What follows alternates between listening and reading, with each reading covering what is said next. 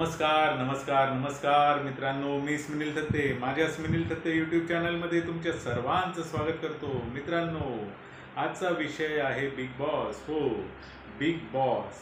Big boss तुम्हाला माहितीच आहे, आता नवीन सीझन आलेला आहे आणि त्याच्यामध्ये कशा पद्धतीने लोक वागतात, कसे भांडतात, काय पॉलिटिक्स, काय स्ट्रॅटेजी, कसे गेम्स, काय टास्क सगळं करतात हे तुम्ही बघत असतात आणि त्याच्यामध्ये अनेक कलाकारही असतात. पण मी त्या दिवशी बघत असताना एक विचार आला की यांच्या जागी जर का महाराष्ट्रातील पॉलिटिकल लीडर्स, आपले जे राजकीय नेते आहेत, त्यांच्यापैकी काही सिलेक्टेड 16 लोक, कारण ह्याच्यामध्ये पण 16 लोक असतात, तर असे 16 लोक कोण असतील की जे एकत्र आल्याने एक धमाल आणि एक वेगळ्याच प्रकारचा बिग बॉस होईल आणि सगळ्या लोकांनाही आनंद मिळेल आणि त्या लीडर्स लोकांनाही आनंद मिळेल आणि कदाचित नवीन पद्धतीची युती, नवीन पद्धतीची महाआघाडी किंवा नवीन पद्धतीची तिसरी आघाडी किंवा अनेक फेरफार होऊन एकमेकांची सरमिसळ वेगळ्या पद्धतीची एक आघाडी, युती किंवा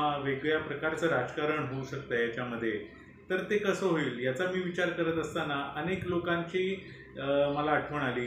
त्याच्यामध्ये अनेक लोक आहेत जे आता पॉलिटिक्समध्ये खूप ॲक्टिव्ह आहेत, अनेक मोठमोठ्या पदावर आहेत आणि ते सगळे एकमेकांशी कसे वागले असते, कुठल्या कुठल्या यांच्या सिच्युएशन्समध्ये ते कसे वागले असते, वेगवेगळ्या टास्कमध्ये कसे वागले असते, याचा मी विचार करताना मला हसायला येत होतं. आणि वेगवेगळ्या गोष्टी हसायला म्हणजे एक वेगळ्या पद्धतीचंच राजकारण, वेगळ्या पद्धतीची एक स्ट्रॅटेजी त्यांची किंवा कसं असेल हे विचार करून खूप असं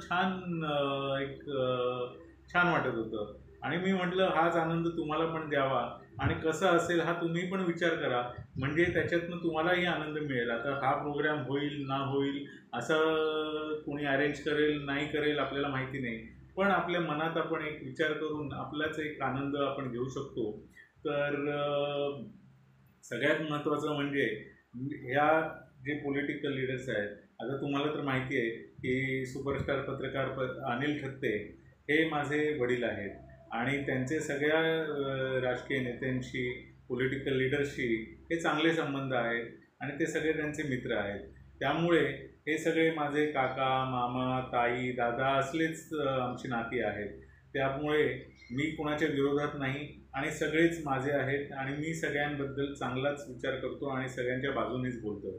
तर असं आहे की मी शक्यतो माझ्या व्हिडिओजमध्ये, माझ्या यूट्यूब चॅनलवरती राजकीय पॉलिटिकल विषय कधीच घेत नाही, कारण हा विषय माझ्या वडिलांचा आहे.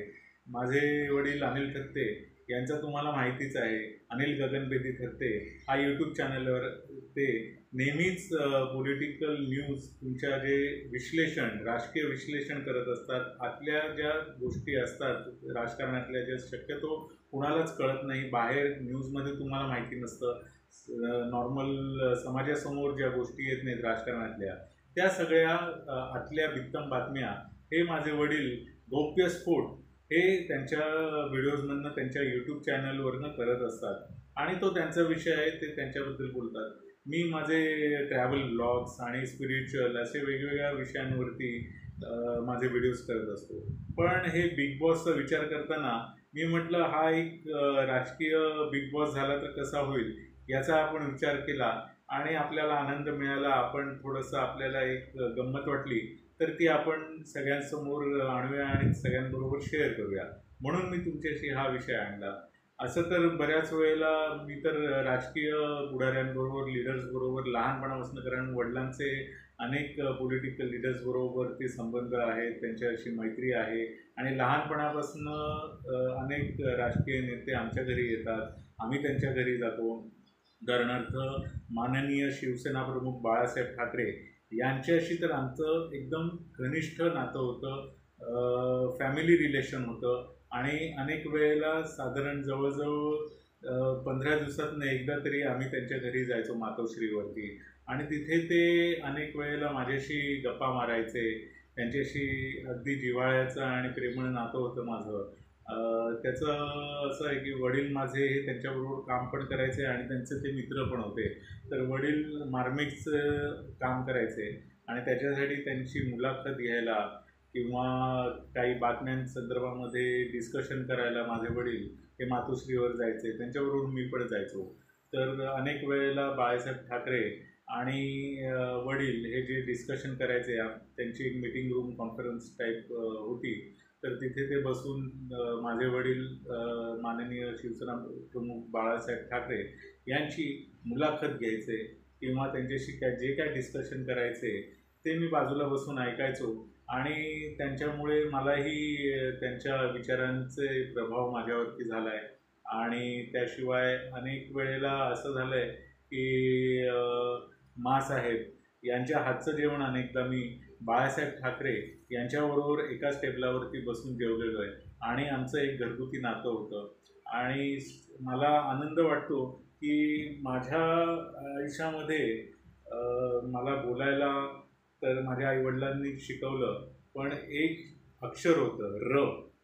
हे र अक्षर माननीय शिवसेना प्रमुख बाळासाहेब ठाकरे यांनी मला शिकवलं. हो, कारण मी अगदीच लहान होतो, एक 4-5 वर्षांचा किंवा 2-3 वर्षांचा असेल. त्यावेळेलापासून मी जायचो त्यांच्याकडे आणि मला र हे अक्षर बोलता यायचं नाही, मी त्याच्याऐवजी ल म्हणायचो. तर ज्या वेळेला जायचो आणि ते सगळ्यात पहिल्यांदा माझ्या समोर यायचे, त्यावेळेला मला ते म्हणायचे, काय रे र म्हण, र, जय महाराष्ट्र, जय महाराष्ट्र, असं माझ्याकडनं अनेक वेळेला ते घोकून घ्यायचे की जय महाराष्ट्र, र र र, असं र म्हणून माझ्याकडनं ते घोकून घ्यायचे आणि पाठ करून घ्यायचे. आणि मला त्यांनी र हे अक्षर बोलायला शिकवलं. अशी माझी एक पर्सनल आठवण आहे, तर ती मी तुमच्याबरोबर शेअर केली.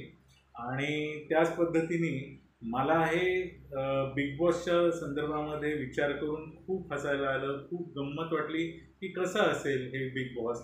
म्हणजे आतमध्ये गेल्यावरती हे लोक एकमेकांशी कसे वागतील, किंवा काही नवीन मैत्री होईल का, किंवा जुनी जी दुश्मनी झालेली आहे ती विसरून सगळे एकत्र येतील का, अशी गंमत वाटली. आणि म्हणून मी विचार करून एक 16 नावं, अशी तर भरपूर नावं आहेत महाराष्ट्रामध्ये पॉलिटिकल लीडर्सची, राजकीय नेत्यांची, ज्यांची 16 काय 60च्या पुढे जातील, 1600 वरती पण जाऊ शकतील. पण आता आपण जे बिग बॉसचं 16 हा आकडा आहे तोच पकडून निवडक 16 लोकांची नावं मी काढलेली आहेत, ती मी तुम्हाला सांगतो. आणि तुम्ही विचार करा की याच्याशिवाय किंवा या लोकांच्या संदर्भामध्ये काय गंमत होऊ शकते, किंवा या लोकांशिवाय अजून किती नावं कोणाची येऊ शकतात, ते तुम्ही तुमचा आनंद घ्या. तर सगळ्यात पहिलं नाव आपले लाडके मुख्यमंत्री माननीय मुख्यमंत्री एकनाथ शिंदे साहेब. त्यानंतर माननीय उपमुख्यमंत्री देवेंद्र फडणवीस साहेब, माननीय उपमुख्यमंत्री अजितदादा पवार, माननीय उद्धव ठाकरेजी, माननीय राज ठाकरे साहेब, माननीय खासदार नारायण राणे साहेब, जितेंद्र आव्हाड साहेब, छगन भुजबळ साहेब, रामदास आठवले साहेब, माझे लाडके संजय राऊत काका. हो, माझ्या वडिलांचे मित्र संजय राऊत, हेही या शोमध्ये एकदम मजा उडवून देतील. त्यांच्या बोलण्यातनं आणि त्यांचं जी स्टाईल आहे त्याच्यातनं खूप मजा येईल. नंतर आदित्य ठाकरेजी,